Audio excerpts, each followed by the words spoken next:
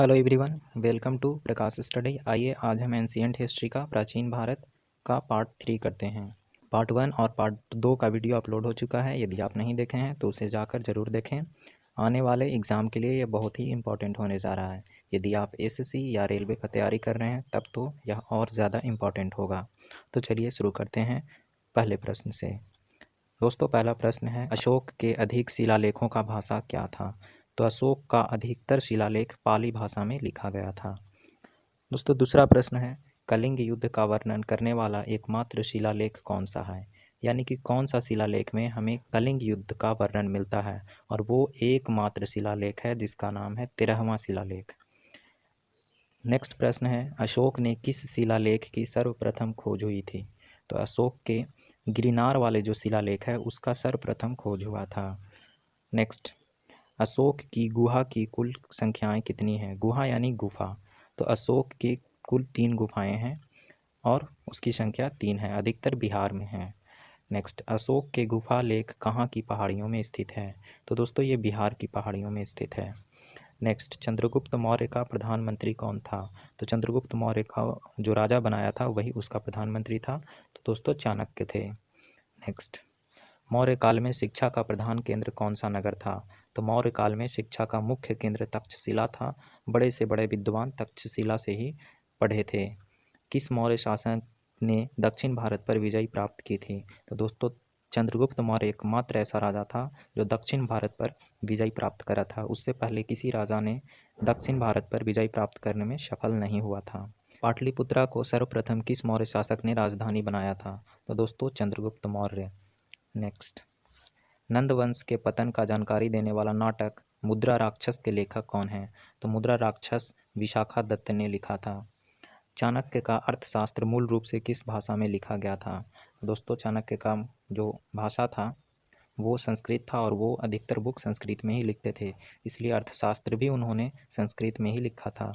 Next, भारतीय लिखने की कला नहीं जानते हैं, यह कथन किसका था? यानी कि किसने कहा था कि भारतीय लोग लिखने की कला नहीं जानते? तो ये मेगास्थनीज ने कहा था। नेक्स्ट, अशोक ने तक्षशिला में हुए विद्रोह को दबाने के लिए किसे भेजा था? तो दोस्तों कुणाल नामक व्यक्ति को तक्षशिला वाला विद्रोह को दबाने के लिए अशोक ने भेजा था। अशोक की माता का क्या नाम था? तो अशोक की माता का नाम सुभद्रांगी था। नेक्स्ट, किसने भारतीय समाज को 7 वर्गों में विभाजित किया था? तो दोस्तों मेगास्थनीज ने अपने पूरे समाज को 7 वर्गों में विभाजित किया हुआ था। नेक्स्ट, शुंगों की पहली राजधानी कहाँ थी? तो शुंग वंश ने सर्वप्रथम, शुंग वंश के पहले राजा ने सर्वप्रथम पाटलिपुत्र को राजधानी अपनी बनाई थी। नेक्स्ट, शुंग की दूसरी राजधानी कहाँ थी? दोस्तों उस जगह का नाम था विदिशा। विदिशा एमपी में पड़ता है, मध्य प्रदेश में। नेक्स्ट, पाटलिपुत्र के शासनकाल में पहली बार किसके नेतृत्व में यूनानियों ने आक्रमण किया था? तो उसका नाम था डेमोटियस। डेमोटियस के नेतृत्व में पहली बार पाटलिपुत्र के शासनकाल में भारत पर आक्रमण हुआ था। नेक्स्ट, पुष्यमित्र द्वारा कराए गए यज्ञ में उनके पुरोहित कौन थे? तो दोस्तों पुष्यमित्र जो यज्ञ कराया था उसमें मुख्य पुरोहित के रूप में पतंजलि आए थे। नेक्स्ट, पुष्यमित्र की मृत्यु कब हुई थी? तो पुष्यमित्र की मृत्यु 148 ईसा पूर्व में हुई थी। पुष्यमित्र का उत्तराधिकारी कौन हुआ? तो पुष्यमित्र का उत्तराधिकारी का नाम था अग्निमित्र। नेक्स्ट, शुंग काल में सर्वाधिक महत्वपूर्ण राजनीतिक केंद्र कौन सा था?